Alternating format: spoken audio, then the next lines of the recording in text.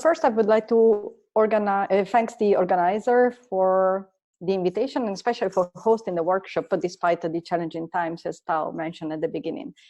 So like Jiaming, I was given an unusual topic to discuss, if you wish. So prospects for LHC and high luminosity LHC physics, giving a new perspective. So I'll try my best to give a slightly different talk than usual. So let me start from a few words of introduction here.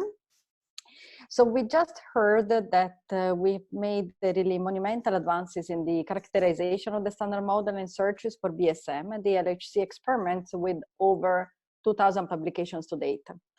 And that's really based on unparalleled progress in statistical analysis of data, including but not limited to the usage of machine learning for object reconstruction and signal to background separation.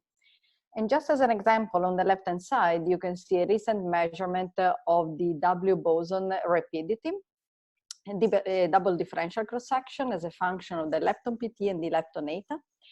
And what's worth noticing here is that besides the excellent agreement between the observation and the theory prediction, we have achieved a 1% precision of the double differential with respect to the total cross-section in each of the 324 bins that are used to classify the data, indicating really how powerful our statistical tools have become. While on the right-hand side, you can see a visualization of the neural network output for tagging objects, what Jiaming was really touching upon at the very end. So the neural network is trained to discriminate boosted objects from the decays of different bosons and to cluster essentially objects compatible with the decay on the Higgs on the right-hand side and, for example, with the W boson on the left, indicating that we can really discriminate efficiently objects from these decays. And this is, of course, based on breakthrough in detector, trigger technology, as well as computing. So what's ahead of us? So Jiaming has already shown the schedule of the LHC. So we are here during the long shutdown 2 in 2020. Run 3 will start in 2021 and will last till the end of 2024. And then we will have the high luminosity, the preparation for the high luminosity LHC during the long shutdown 3. So the decision about the central mass energy of the machine will be taken at the end of the LS2. So we will decide whether we run at 13 or 14 TeV. However, we already know that the minimum bias, the number of minimum bias interaction per bunch crossing, so the pile up, will increase from the 40 currently we have in run 2 to 60, 70 in run 3, up to 200 at the high luminosity.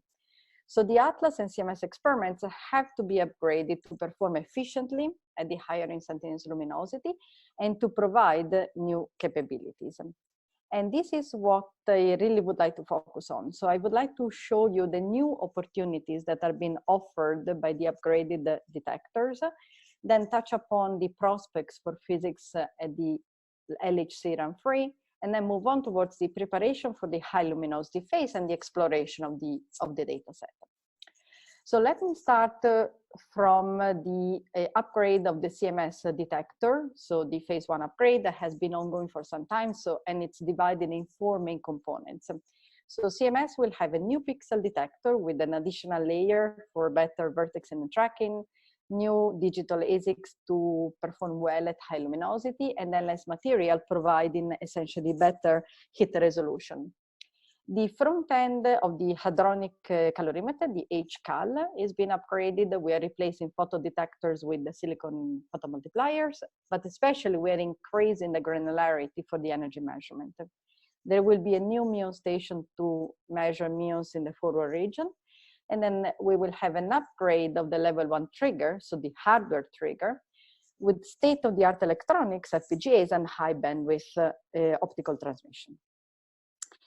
So the level 1 trigger, the upgrade of the trigger, is actually the key to advance our searches for challenging signatures. So on the left-hand side, you can see a cartoon, just as a reminder of the fact that the level 1 trigger receives information from the detector at 40 megahertz from 2 subcomponents, so the muon systems and the calorimeter systems, and has an output of 100 kilohertz. The upgraded system will add capabilities, better capabilities to detect delayed jets using the HL depth segmentation and the timing information. It will also detect more efficiently displaced muons, both in the barrel and in the forward region. So the cartoon on the right-hand side shows you a cross-section of CMS. So the beam enters the page on the left-hand side, and the new Kalman filter essentially propagates, extrapolates the segments outside in, so from the right to the left, without constraining the muons to come from the primary vertex. While in the forward region, we will use a neural network to actually implement the tracking for the muons. The trigger will also be able of doing event signatures, for example, detecting vector boson fusion production type events reconstructed by topological algorithm. And besides the hardware upgrade, we have also an upgrade of the high-level trigger, so sitting here, receiving the events at 100 kilohertz with an output of 1 kilohertz. We are moving towards a heterogeneous online reconstruction where we offload fractions of the reconstruction software into GPUs, so graphical processing units, freeing essentially cycles for the CPUs to then run more sophisticated algorithms, for example, displaced taus. And besides using better level 1 triggers and better triggers at the high level trigger, CMS is looking into also strategy to record more events. So the bottleneck for recording more events is actually the processing offline. And CMS has 3 different strategies to circumvent the problem. So the first one is scouting at high level trigger. So again, if you look at the cartoon on the right, events are triggered by level 1, processed by the high level trigger, and then only the information used by the high level trigger is actually stored to tape, reducing essentially the event size by a factor of 100. This allows to, of course, lower the threshold and opening up a larger phase space. The scouting was already used in the past year. So an example is shown at the bottom left. This is the dimuon invariant mass. In black or red, it's the spectrum of the events selected by the standard triggers, while in green, you can see the large statistics brought in by the scouting triggers. So for run 3, CMS is looking into new algorithm using particle flow objects and level 1 seeds for displaced particles. And CMS is also looking into advancing or pushing the boundaries with these techniques by moving the scouting to actually 40 megahertz. So events are read out at the full bunch crossing. So the path is independent of the level 1 trigger, and then there will be a semi-real-time analysis of the level 1 objects that of course have a poor resolution. So for example, a neural network is deployed to improve the muon parameters or the characterization of jets, electromagnetic objects, and global variables. And the third approach is called the parking, and it targets really our B-physics program. So B-physics usually is allocated, let's say, 15% of the 1 kilohertz rate. So the B-parking strategy is different from scouting. So the idea here is that we keep the full event content, so the raw data is completely stored to tape, but the offline reconstruction happens actually during the no data taking periods. And the events are actually targeting the pair production of B hadrons, triggered on one side on a B decay into a muons, while the other side is completely unbiased. And it allows to probe very low PT objects. For example, on the right-hand side, you can see that in the data collected in round 2, CMS observe the B into K gypsy EE decay, so essentially very low PT leptons forming a resonance around 5 GeV. This data set was extremely promising with 10 billion events being recorded, and it will be challenging in round 3, but ideas are emerging.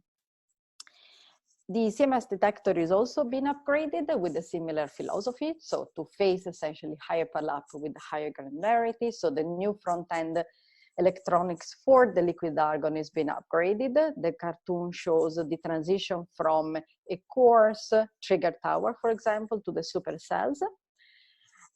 Atlas will have a new muon detectors, so there will be a replacement of the immune state end cap region, and a picture of the new small wheel is shown on the right-hand side. And then there will be an upgrade of the trigger in the ecosystem, again, using the finer granularity, like in CMS, so calorimeter and muons, and also using topological information and feature extraction. So the feature extractors are essentially the keys to perform, for the trigger to perform efficiently. So on the top left, you can see the distribution of the R eta observable. The actual definition is not that important. What you want to see is that this extractor at trigger level is able to discriminate very efficiently jets potentially misidentified as electrons, shown in red, from real electrons shown in black. And likewise, at the bottom, you see the eta distribution of muons.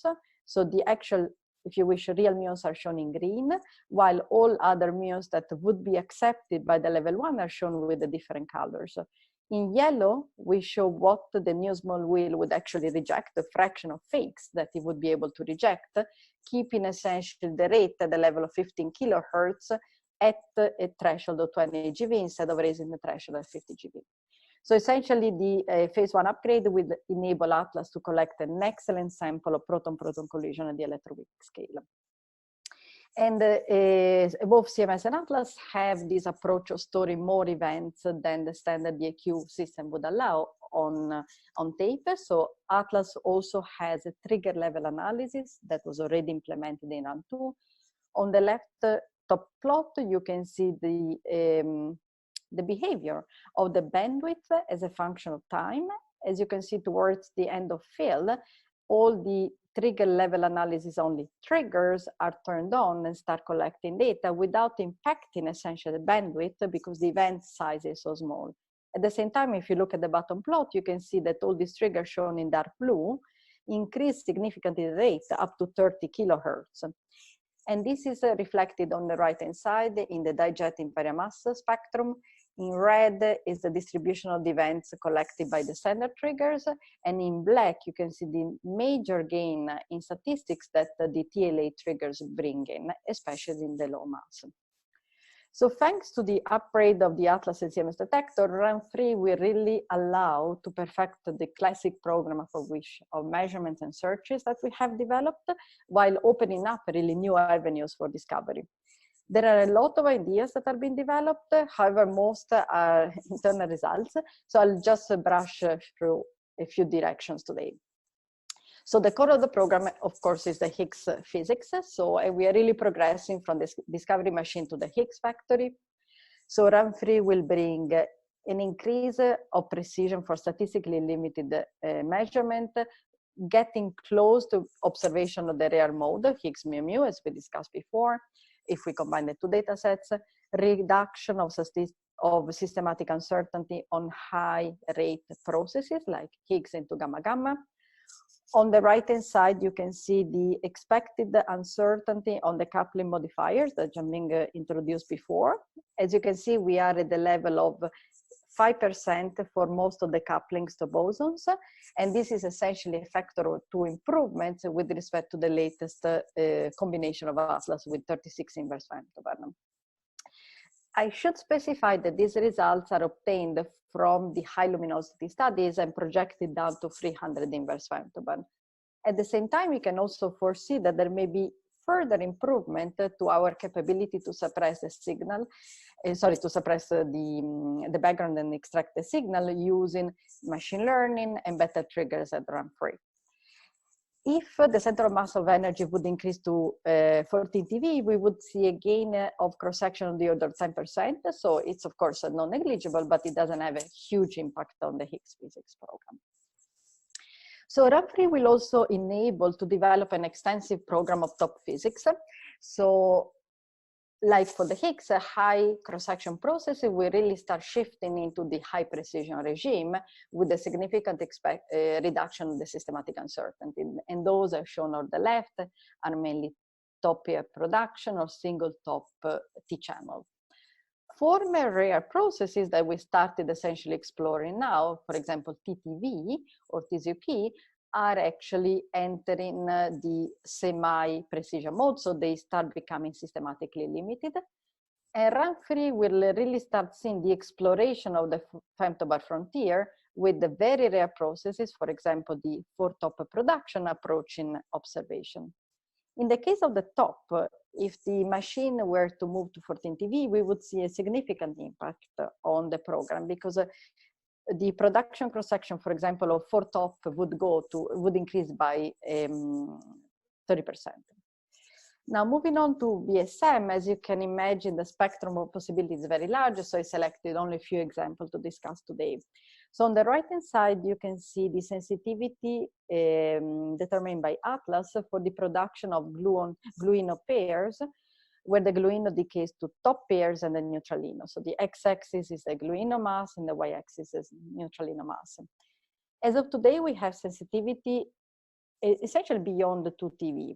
So increasing the sensitivity at higher gluino mass is challenging because we are hitting the so-called cross-section wall.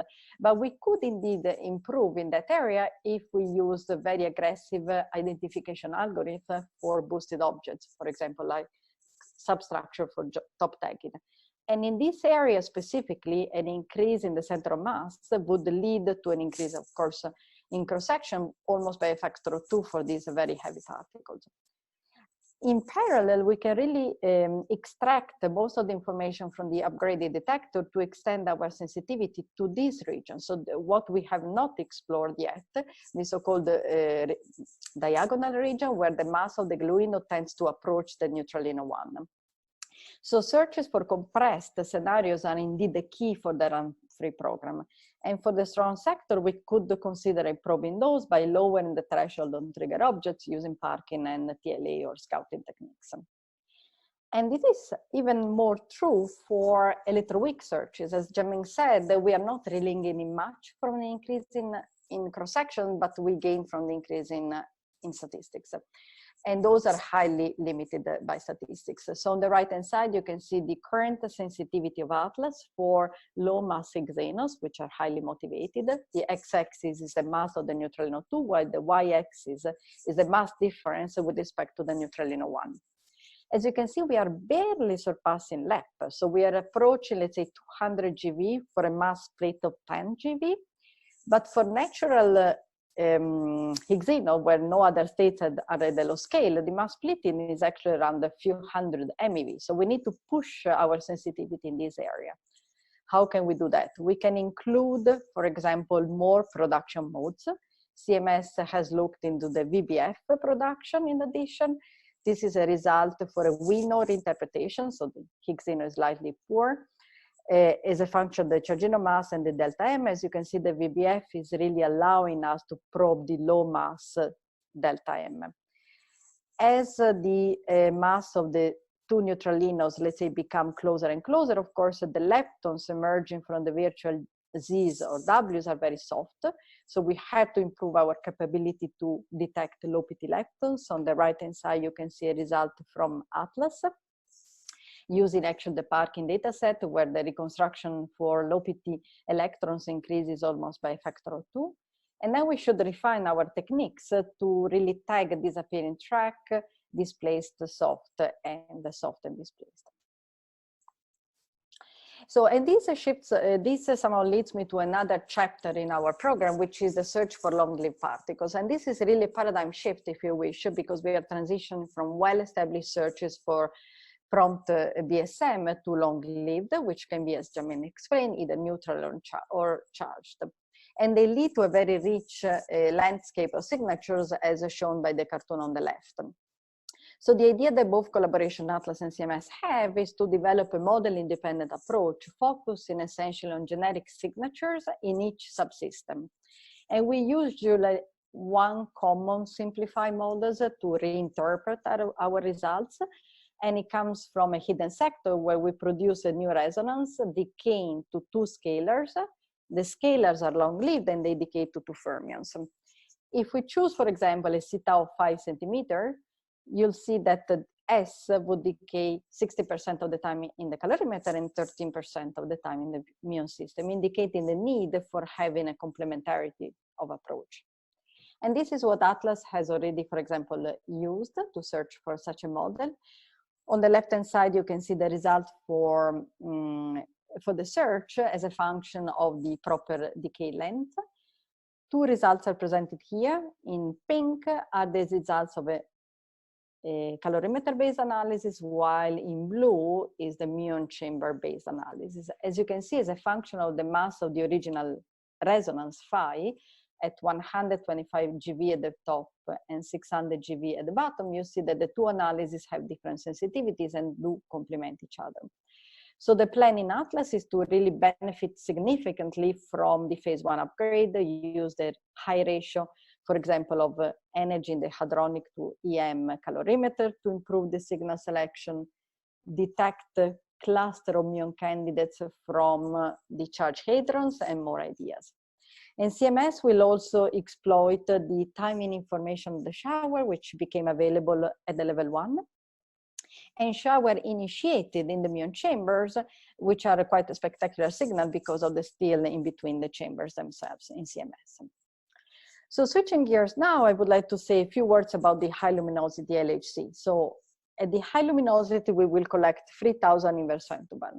We should really keep in mind that within the current landscape, this is the ultimate proton-proton data set for the incoming decades. And it will allow us to develop a very comprehensive program in almost all areas of Hadron Collider physics. At the same time, it comes with a major challenge from a technology point of view, because as I mentioned before, the pile-up will go up to 200, and we expect 10,000 tracks per event and a factor of 10 high radiation levels. So CMS and Atlas are being upgraded, and I should actually mention that they are not really upgraded. They will be new detectors with the new capabilities that we should really try to utilize at best. So Atlas will have a new tracker, so Pixel, SCT, and TRT will be replaced by a full silicon-based tracker. It will have a new set of muon chamber, RPC in the innermost layer, a new timing detector, high granularity timing detector with a 30 picoseconds resolution in the forward region between 2.4 and 4 in eta, and then a new trigger system with the layer level 0 receiving muon and calorimeter information, level 1 capable of doing regional tracking, and then an HLT with an output of 10 kilohertz. And CMS as well will be a completely new detector with a new tracker, radiation hard, a new forward calorimeter, silicon-based as well in the high radiation area, a MIP precision timing detector. Here I should specify that the CMS has a slightly different approach, so it will be a hermetic detector with a coverage both in the barrel and in the end cap. And the trigger is also slightly different from CMS, because we will, in CMS, there will be tracking information available already at level 1 and a slightly lower output of 7.5 kilohertz. So Atlas and CMS will have really breakthrough technologies enabling, thank you, a leap forward in experimental techniques at the Hadron Colliders. And I want to mention 3 here, highlight 3. The first is the availability of precision timing. So we are talking about picosecond level timing that will help us really discriminate pile-up against hard collisions. So the plot on the left is from CMS, and it shows the distribution of the 200 vertices in one given event. X-axis is Z, and the timing is shown on the Y-axis. And this plot shows you that with timing information, we are able to resolve vertices that otherwise would merge in Z. On the right-hand side, you can see the improvement in V tagging in the forward region in Atlas. So for a fixed, let's say 60% V tagging capability, Atlas will improve the light jet rejection by a factor of 2 in that region. And 2 more highlights are presented here. So CMS, as I briefly mentioned, will have the capability to do tracking at 40 megahertz for the first time in Hadron Colliders.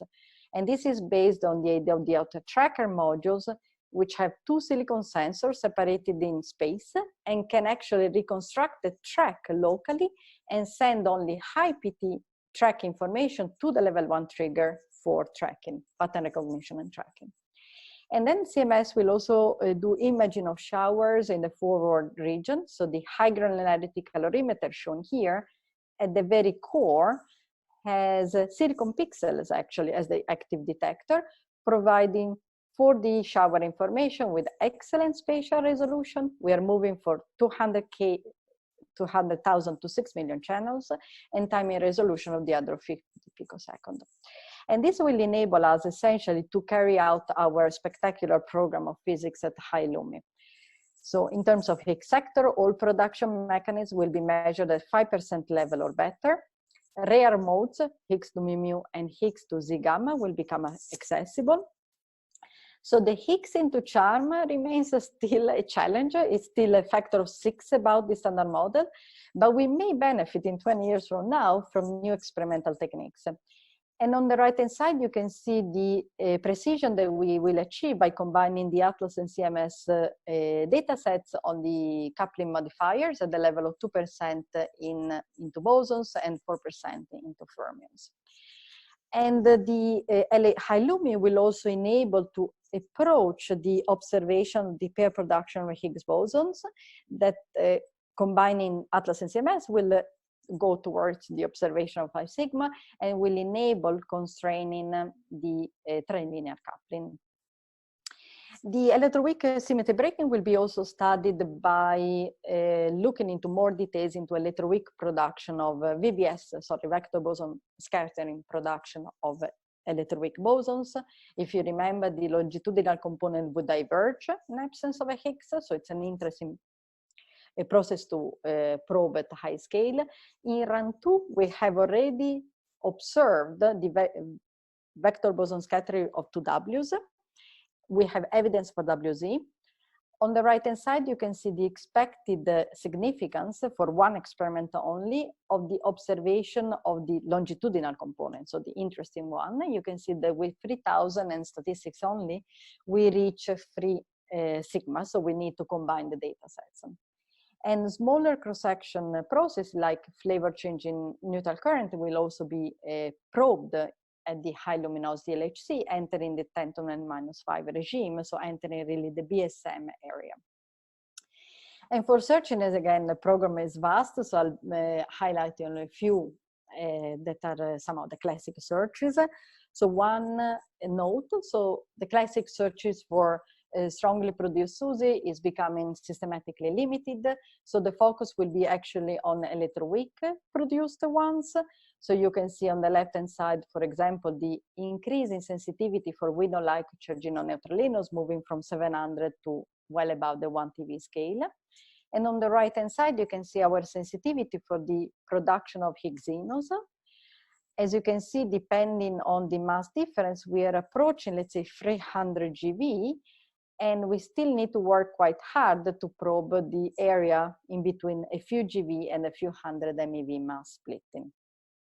And we'll have also a very significant leap forward, if you wish, in the searches for long-lived particles. So the plot on the right shows how much the acceptance would increase, for example, in a search for displaced vertices in Atlas.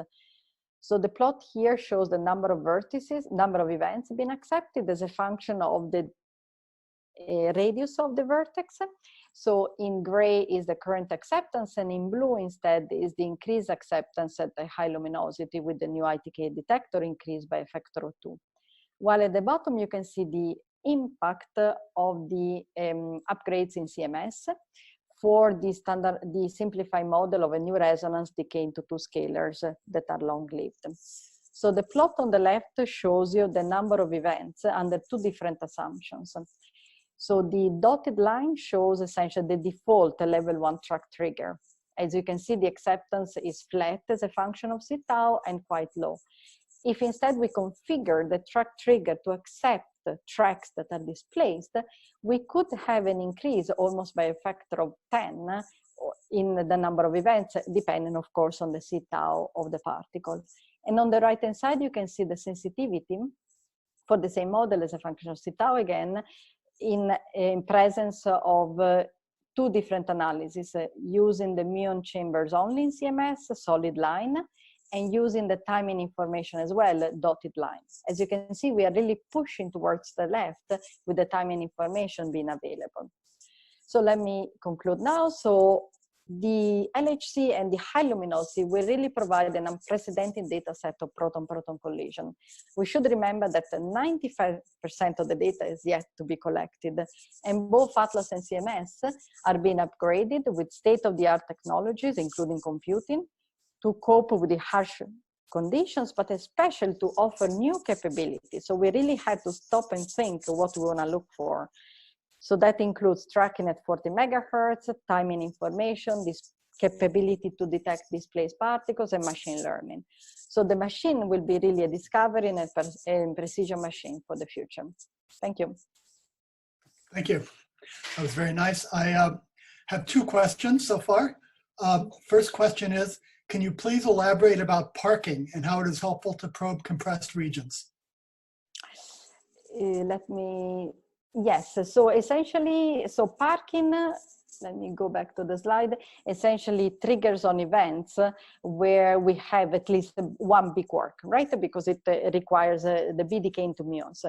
So we do require the presence of a minimum bias event that includes a BB bar pair in order to select those events. But then once we use those events, we can actually probe in a completely unbiased way the events, because we have not required any high bit trigger to be satisfied, essentially. So the challenge here is that in run 3, we expect a very different way of operating of the machine. While in run 2, the profile of the machine was decreasing quite significantly in time during the fill. In run 3, they plan to actually level at quite high level and keep it flat. So we may not have much bandwidth to actually store the events, but many ideas are being considered now to use, for example, the data taken in 2021 and then in 2023, for example, when the machine will have more room in terms of bandwidth. And the idea is that the parking really allows to probe low PT because it's unbiased with respect to other trigger at level 1. Okay, thank you. And another question, can you please explain the horizontal red peak and the neutralino mass difference for the dilepton channel? And then it said natural Higgs ENO should be around 100 GeV, we think, and that requires mass differences of about 10 to 15 GeV, which is what the red curve is showing. But you said something extra about natural Higgs ENOs, which I didn't quite catch. So, okay, so if we assume that the Higgs ENO are the only low mass states, so all the other electroweak states, so let's say WINOs and BINOs are at the high mass scale and they don't mix with the Higgs ENO, then the natural mass difference between the different Higgs ENO states, so the neutralino 1, neutralino 2, and chargino, is of the order of 300 MeV. So in order to have larger mass differences, you would need to bring down other electroweak states and mix so that the mass difference increases, essentially. So as you can see here, we do achieve sensitivity to GeV mass scale mass differences, and that would require the presence of more electroweak states at the low mass. If we have only the low mass Higgs ENO, then we would really need to be focusing on the MeV, hundreds of MeV mass splitting, which is something that we can reach with the disappearing track. I didn't have much time to show it, but as you can see here, the disappearing track analysis is indeed able to probe that region quite effectively. So the challenging one is this one. Okay, and the last question is on page 26. In the lower right plot, can you tell me the upper chargino mass scale we can reach using disappearing tracks? The upper chargino mass. So in run 3, with the current data set, Atlas was managing to essentially exclude up to 700 GeV. Again, not for zero mass difference, but for a few hundred MeV up to a few GeV mass splitting. And I would need to look again at the projection for the high luminosity LHC.